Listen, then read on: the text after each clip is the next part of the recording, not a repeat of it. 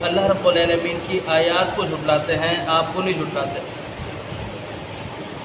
گزشتہ آیات میں آپ نے سماعت فرمایا، اللہ رب العالمین نے مشرکین کی، یہود و نصارہ کی اور اپنے نافرمان بندوں کی مذمت کو بیان فرمایا ہے۔ اس آیات مبارکہ میں اللہ رب العالمین نے پیارے حبیب پیغمبر علیہ السلام کو دلاسا دیا ہے کہ اے پیارے حبیب پیغمبر علیہ السلام، آپ پریشان نہ ہو جائیں کہ یہ آپ کو جھٹلاتے ہیں، یہ ہمیں معلوم ہے کہ یہ باتیں آپ کو رنجیدہ کرتی ہیں، غمگین کرتی ہیں۔ تو پیارے حبیب پیغمبر علیہ السلام نے جب نبوت کا دعویٰ نہیں کیا تھا، اس وقت یہ کافر مشرک سارے یہود و نصارہ جتنے بھی لوگ تھے، پیارے حبیب پیغمبر علیہ السلام کا جن کے ساتھ تعلق تھا، تو آپ جب سیرت پڑھتے ہیں تو اس بات کا مجھے اور آپ کو علم ہوتا ہے، پتہ چلتا ہے کہ یہ لوگ پیارے حبیب پیغمبر علیہ السلام کو نبوت سے پہلے، دعوت دین کو پیش کرنے سے پہلے، قولوا لا الہ الا اللہ کی دعوت دینے سے پہلے آپ کو صادق، امین، امانت دار، دیانت دار جانتے تھے۔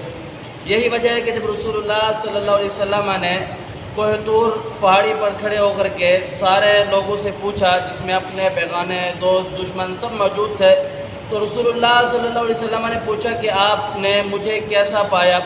سب نے کہا کہ ہم نے آپ کو صادق پایا، امین پایا، امانت دار پایا، یتیموں کا خیر خواہ پایا، مسکینوں کا خیر خواہ پایا۔ تو پیارے حبیب پیغمبر علیہ السلام نے فرمایا کہ اگر میں آپ کو کہوں جس پہاڑی پر میں کھڑا ہوں، اس پہاڑی کے پیچھے سے ایک لشکر آ رہا ہے جو تمہیں کاٹ دے گا، ذبح کر دے گا، تو تمہارا کیا خیال ہے؟ تو سب نے کہا کہ آپ نے تو کبھی جھوٹ بولا ہی نہیں ہے، اے محمد صلی اللہ علیہ وسلم، آپ تو سچے ہیں، آپ کہاں جھوٹ بول سکتے ہیں؟ اگر آپ کہہ رہے ہیں تو سچ ہوگا۔ تو پیارے حبیب پیغمبر علیہ السلام نے دعوت دیا ہے، لوگوں آپ ایک رب کو مانو، ایک رب کی عبادت کرو، ایک رب کو دعائیں مانگو، ایک رب سے حاجات مانگو۔ تو جب آپ علیہ السلام کی اس دعوت کا دینا تھا، اس کے بعد آپ کے جو رشتہ دار تھے، جیسا کہ ابو لہب ہے، ابو جہل ہے، ان جیسے جو لوگ تھے جو بالکل قریبی رشتہ دار ہیں، انہوں نے بھی آپ علیہ السلام کی مخالفت کی۔ تو اللہ رب العالمین یہاں بیان یہ کرنا چاہ رہا ہے کہ اے نبی، آپ یہ نہ سمجھیے کہ یہ لوگ آپ کی مخالفت کرتے ہیں۔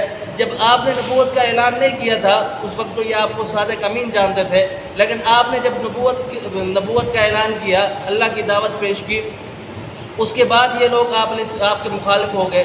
تو اس کی وجہ یہ ہے کہ یہ لوگ آپ کے مخالف نہیں ہیں، یہ اللہ رب العالمین کے دین کے مخالف ہے، اللہ رب العالمین کے مخالف ہے۔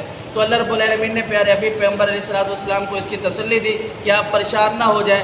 آگے آپ سنیں گے کہ اللہ رب العالمین نے پیارے حبیب پیغمبر علیہ السلام کو دلاسا دیا کہ آپ سے قبل جتنے بھی انبیاء آئے، لگ بھگ انبیاء کو انہوں نے اسی طریقے سے ستایا۔ اللہ سمجھنے عمل کی توفیق دے۔ اقول قولی ھذا استغفر اللہ لی ولکم ولسائر المسلمین۔